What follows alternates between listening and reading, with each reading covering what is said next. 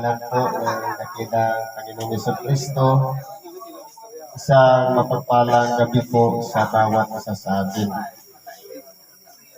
Ngayon, bagamat po nandito tayo sa pagdadalamhati sa kapatid natin sa laman, dahil kumbaga dumating na rin ang kapanahonan ng kapatid natin si Sister Nelly Aspe.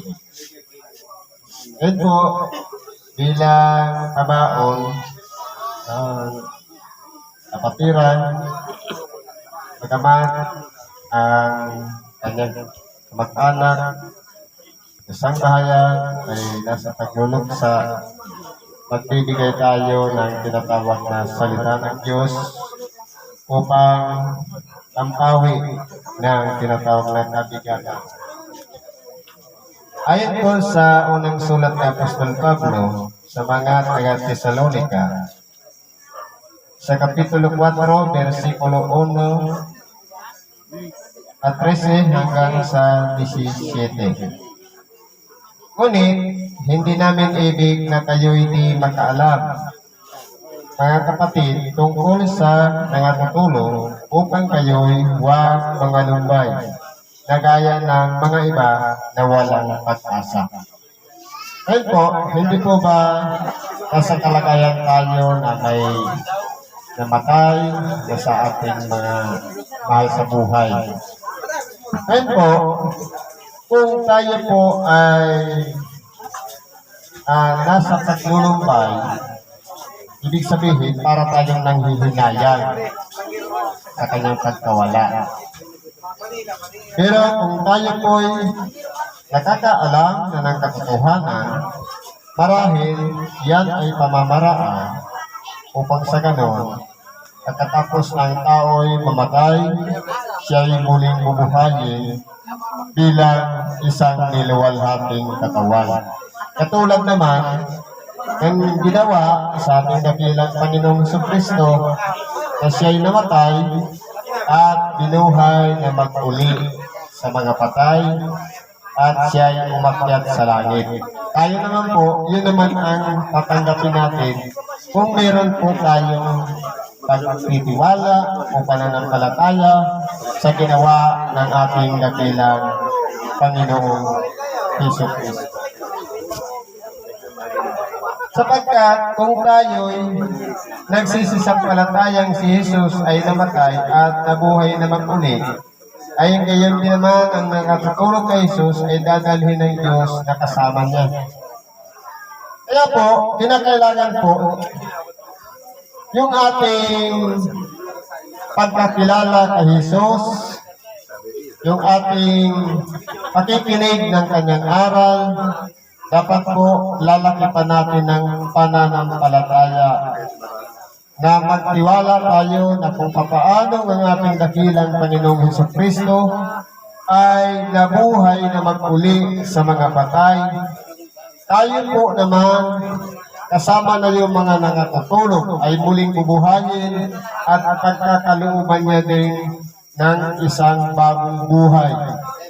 Sa makatuwid, dapat magkaroon tayo ng pagsampalataya sa ating dakilang Panginoon. Iyon po ang nagbibigay sa atin ng kalakasan upang kung tayo man po dumating sa kapanahonan na kunin na ang ating hirap na buhay, meron pa po palang karugtong ang ating buhay sa mga tuwid bagay ang buhay na walang hanggan. Ibig sabihin, wala po palang katapusan. Na kumbaga, tayong mga tao sa mga hindi nagkakaalam, ang alam lang natin, kapag namatay, wala na. Pero dahil sa salita ng Diyos, kung paano ang ating dakilang Panginoon ay nabuhay na mag-uli sa mga patay, yun naman sumasampalataya sa ating dakilang Panginoon, sila naman ay pagkakalooban ng buhay na walang hanggan. Sino-sino po ba nga ito? Walang iba yung nananalig kay Kristo, yung sumasampalataya sa Kanya at kumikilala sa Kanya at ganun din sa Kanyang mga aral o salita sa pagkatuwid magay ang salita ng Diyos. Kaya po, dadalhin tayong kasama ng ating dakilang Panginoon. Sapagkat ito'y sinasabi namin sa inyo sa salita ng Panginoon, na tayong nangabubuhay, na nangatitira hanggang sa pagparito ng Panginoon ay hindi tayo mga uuna sa anumang paraan sa nangatatulog. Ibig kong sabihin, yung mga taong namatay na at yung mga taong nabubuhay pa, halimbawa, dumating na ang ating dakilang Panginoon, madatang tayong nangabubuhay. Ibig sabihin, makikita ng ating mga mata ang kanyang pagbaba dito sa ibabaw ng lupa. Hindi na nangangahulugan na tayo po ay mga uuna doon sa mga nangamatay na. Kundi meron pa po siyang proseso. Ibig sabihin, yung mga nangabubuhay kay Kristo, sa isang mata, babaguhin tayong lahat. At yung naman na natutulog o nangamatay na, babaguhin mo, kaya muli silang bubuhayin. Sinasabi sa Ezekiel 37, ang mga buto mula sa mga libis, sa kapatagan man o sa mga libingan, sila po ay pag-uugpong-ugpongin at magkakaroon sila ng mga litid at babalutin ng laman at babalutin ng balat at muli silang hihingahan ng hininga ng buhay sa magkatuwing bagay kung papaano tayo pinagkalooban sa pamamagitan ng isa't mata ng panibagong katawan, ganun din naman yung mga nangatutulog na o nangamatay na kay Kristo. Lahat tayo ay sama-samang sasalubong sa ating dakilang Panginoong Jesucristo. Kaya po, hindi po makalalaman yung mga buhay doon sa mga namatay, kundi sabay-sabay po tayo. Kaya po yung paniniwala na pagkatapos ng tao ay namatay diretso na sa Diyos, wala po yun sa kasulatan. Ibig sabihin, hanggang ngayon, yung mga nangamatay na, nag-aantay pa rin sila. At tayo naman na nabubuhay, mag-aantay din sa pagbalik ng ating dakilang Panginoon. Ibig sabihin, sabay-sabay tayong sasalubong sa ating dakilang Panginoon. Sapagkat ang Panginoon din ang bababang mula sa langit na may isang sigaw, may tinig ng arkanghel, at may pakakak ng Diyos. At ang nangamatay kay Kristo ay unang mga bubuhay na maguli. Kaya po kung titingnan natin, meron po ditong kondisyon. Kung tayo po ay nangamatay kay Kristo, ibig sabihin, buong buhay natin, inilaan natin kay Kristo. Inilaan natin sa paglilingkod sa ating kapwa. At dumating ang kapanahunan natin at tayo'y namatay. Tayo po ang unang magkakaroon ng benepisyo na mabubuhay na mag-uli sa mga patay. Sa magkatuwid, sa unang pagkabuhay na mag-uli sa mga patay, tayo po ay ihihiwalay. At pagkatapos yung mga titira, sila po ngayon yung huhukuman ng Diyos. Ibig sabihin, magkakaroon ng dalawang bahagi yung paghukom ng Diyos. Yung una, ihiwalay mo na yung mga nangamatay kay Kristo, at yung mga yun ay bubuhayin at ihiwalay siya at magkakasama siya ng ating dakilang Panginoon. Pero po, yung mga tao na hindi nangamatay kay Kristo, nangamatay sa kanilang mga kasalanan, sa kanilang mga ginagawa, yun naman po ang hahatulan. Ano ba pong sabi dito? Kung magkagayon, tayong nangabubuhay na nangatitira ay aagawing kasama nila sa mga alapaap upang salubungin ang Panginoon sa hangin at sa ganito'y sa Panginoon tayo magpakailanman. Kaya po kung titingnan natin, nakaprograma po yan.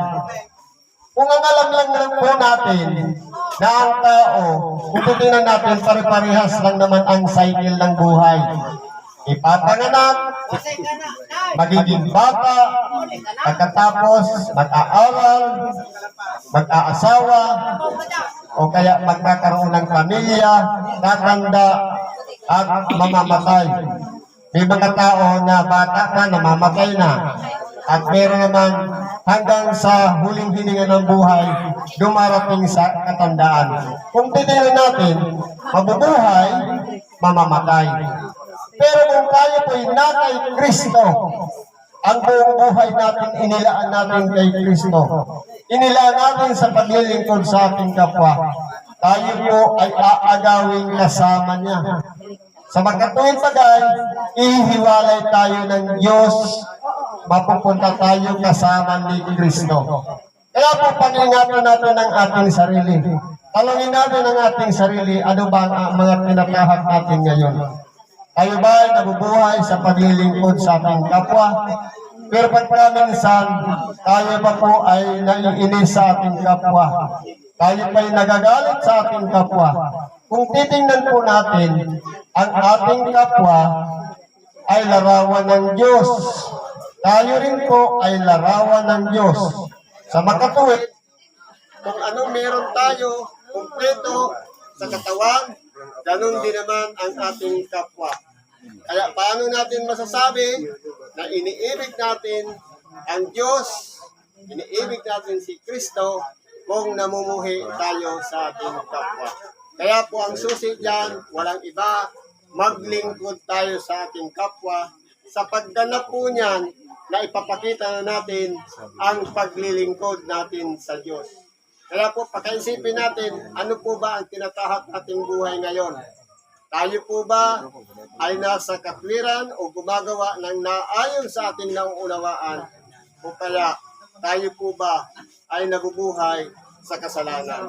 Kaya po, nandyan ang mga kasulatan, ang mga tagapagpahayag, nagpapahayag kahit saan ipinangangaral ang Ebanghelyo. Maging sa simbahan, sa telebisyon, sa radyo, maging sa mga social media, ipinangangaral na ang Ebanghelyo sapagkat malapit na po ang katapusan. Kaya po, nasa atin po ang pagtanggap. Kung tayo man po ay nabubuhay sa laman, ang mahalaga, bago tayo malagutan ng hininga, nakapaghingi tayo ng tawan sa Diyos. Yun po yung pinakasusi upang tayo'y magtamo ng buhay na walang hanggan. Kaya po, dalawa lang po ang patutunguhan ng tao. Buhay na walang hanggan, doon sa paghihirap sa dagat-dagatang apoy, o buhay na walang hanggan, doon sa piling ng ating dakilang Panginoong Jesucristo. Salamat po at isang magandang gabi sa ating lahat at pagpalain tayo ng Diyos.